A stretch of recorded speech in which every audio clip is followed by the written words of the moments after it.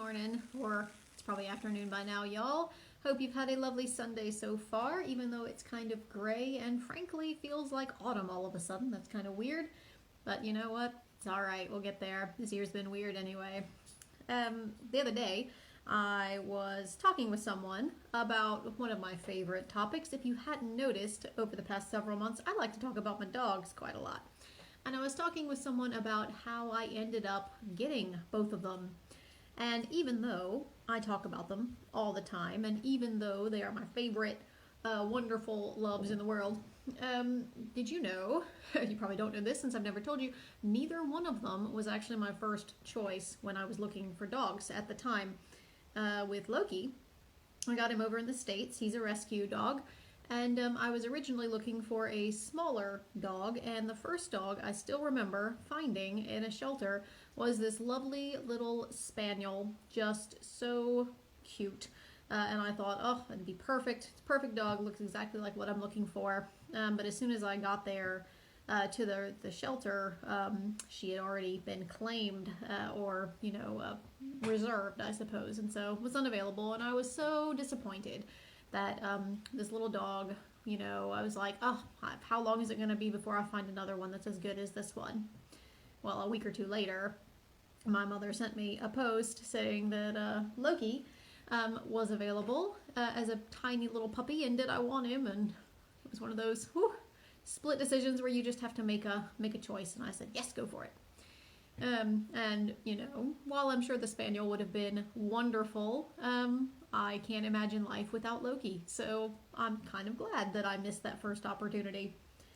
Well, fast forward 8.5 years or so, and came time over here for me looking for a puppy to join the family, and I tried for months. I looked at shelters all up and down the country, even into Wales, for a puppy that would work, because I wanted another rescue, and it just kept coming back that it wasn't going to happen. And eventually I even got to a home sort of evaluation, and turns out the fence in my garden is too low to get a rescue dog.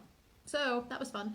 Anyway, ended up finding Echo from another source, a breeder, which is not something I would normally go for, but it ended up working out, and I can't imagine now life without Echo.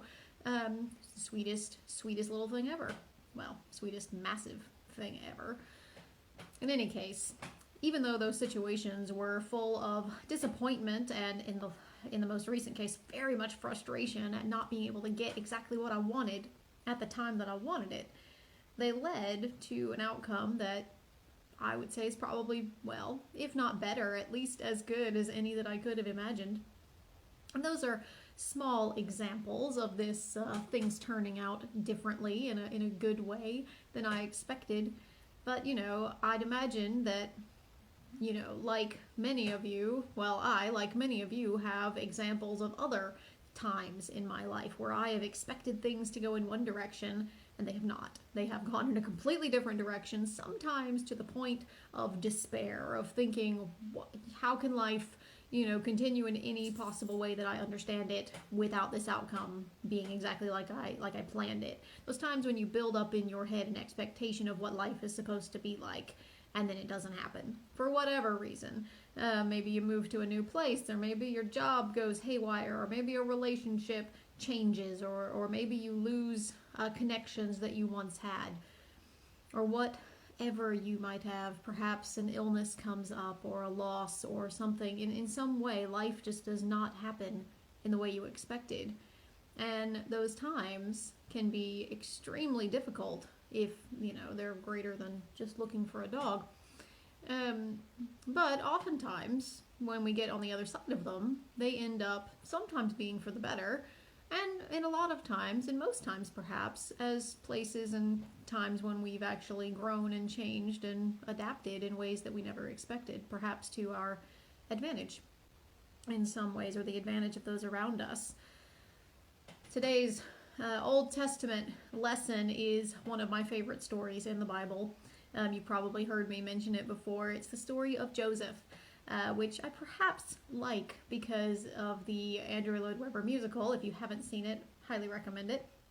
But this story today, the scriptures today come at the very end of the story when Joseph is reconciling with his brothers in Egypt. Now, if you don't know the story, a quick recap: Joseph had it all. He was the favorite son of 12 in a very wealthy family for the time, obviously. And, you know, he had a bright future. He knew that he was going places. He knew that he was going to be, you know, doing great things with his life. And he was perhaps a little arrogant about all of this privilege that he had. And so his brothers, half-brothers, ganged up on him one day and sold him into slavery to a band of travelers who ended up going to Egypt. And while they regretted it later, there was nothing they could do about it because he was just gone. And Joseph's story just went from bad to worse. He, you know, was making the best of things in the house of the man he was working for, but then was falsely accused of a crime and ended up thrown into prison. For years and years, he just suffered and stagnated in the darkest prison. But eventually, he ended up coming to the attention of Pharaoh, the leader of Egypt, and through a lot of, you know, providence, really, was raised to be the right-hand man of Pharaoh, the second in command of Egypt. And he saw throughout his entire situation, and what this reconciliation story at the end shows him when he meets his brothers again. He tells them, you know, you intended evil at that time, but God worked good out of it. God ended up using me to save not only your lives, but the lives of so many people coming into this situation, because he ended up making a whole lot of choices that affected everyone around him. Now, would Joseph had preferred to skip all of that hardship and stay in his homeland with his family and probably gone on to do great things there as well? You know, who can say? But regardless, perspective on the other side of all that hardship allowed him to offer his brothers reconciliation and forgiveness, even though they had chosen to act horribly at the beginning. And to see that God's hand was at work throughout his entire situation, bringing good out of such bad. And for Joseph, it wasn't just hindsight that allowed him to see this. He also, through all of his dark days, worked to have this faith, this trust that God was working through him and in him, in his life as well. He always acted in ways that were faithful to God, and he always tried to do what was best and tried to see the good in the situation and tried to bring God, the witness of who God is, to those around him, even when it seemed like things couldn't get any worse. And you know, it's not just Joseph who's had that experience. The Bible is full of stories of others who've done the same thing. Even in history, we see loads of Christians, people of faith, who've gone through dark times and have led lives of faith in the midst of it. One of my favorite stories that I've been thinking of lately is Ignatius of Loyola, who founded the Jesuits and started a lot of Ignatian spirituality, which I enjoy.